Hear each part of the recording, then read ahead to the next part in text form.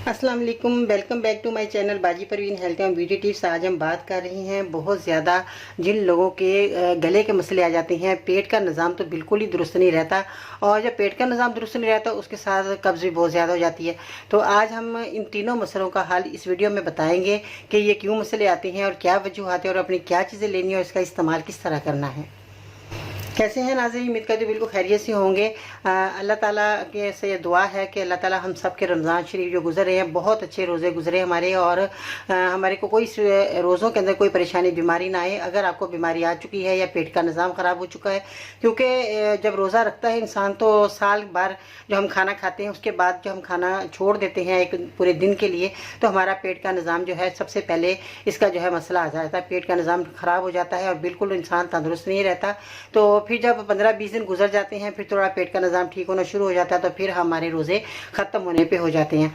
तो इस तरह ये मसले को ठीक करने के लिए, आपका जो है मसला हो गया है तो इसको ठीक करने के लिए आज हम जो नुस्खा बता रहे हैं, इसमें आपने जो दवाइयाँ लेनी हैं उसमें आपने क्या करना है, छोटी इलायची का इस्तेमाल करना है। छोटी इलायची आपके किचन में मौजूद है, ये आपने लेनी है, और इसके जो है दाने आपने निकाल लेने हैं, छिलके का इस्तेमाल नहीं करना। और इसके साथ आपने क्या करना है, दूसरी चीज़ आपने लेनी है मेथी दाना। मेथी दाना आपके किचन में मौजूद है, और ये हर खाने में अगर आप एक चुटकी मेथी दाना डालकर पकाते हैं तो ये आपका खाना भी बहुत मज़े का बनेगा और आफादियत भी इसके खाने की बढ़ जाएगी। तो ये खाने में आपने ज़रूर मेथी दाना इस्तेमाल किया करें। अब आपने क्या करना है, छोटी इलायची और मेथी दाना आपने हम वज़न ले लेना है और इसका पाउडर बना लेना है अच्छे तरीके से।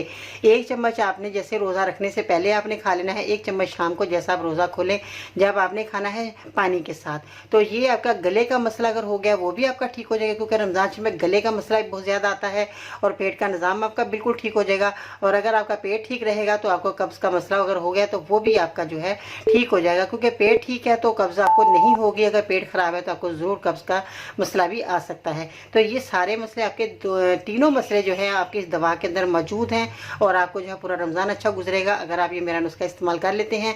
पूरे रोज़े आपके बेहतरीन गुजरेंगे और आपको ये परेशानी बिल्कुल भी नहीं आएगी। और चलते चलते एक बहुत ही अच्छी उम्दा बात भी याद आ गई। किसी का दिल दुखाने से पहले ये सोच लो कहीं वो अल्लाह के नज़दीक तुमसे ज़्यादा अजीज़ तो नहीं। तो इसलिए लोगों को खुश रखें, दुआएं लें और दूसरों को भी नुस्खा बताएं, ताकि जो लोग इस परेशानी में मुब्तला हैं वो भी लोग अपनी परेशानी को दूर कर सकें। और ये मेरा नुस्खा सब लोगों को बताना है जो लोग इस बीमारी में मुब्तला हैं। और अगर आपको फ़ायदा हो जाए तो मेरे मरीज़ों के लिए ज़रूर दुआ करें, ताकि वो भी लोग जो हैं आपके लिए दुआ को बन जाएँ। और मेरे चैनल को सब्सक्राइब करें, मेरी वीडियो को ज़रूर लाइक करें, अपना फीडबैक शेयर करना मत भूलिएगा, और बेल आइकन को ज़रूर दबाएँ ताकि आपको ऐसे ही कारआमद नुस्खे और वीडियो में जो मैं दिखाती हूँ और मालूमात वीडियो होती है, और इसमें जो है बहुत ज़्यादा कारआमद नुस्खे होते हैं, आज़मूदा होते हैं, तजर्बे से गुजरे नुस्खे होते हैं, और आपको फ़ायदा देने वाले नुस्खे होते हैं। मेरे साथ रहिएगा, इंशाअल्लाह ताला फिर मिलते हैं नई वीडियो में। तब तक के लिए अल्लाह निगहबान।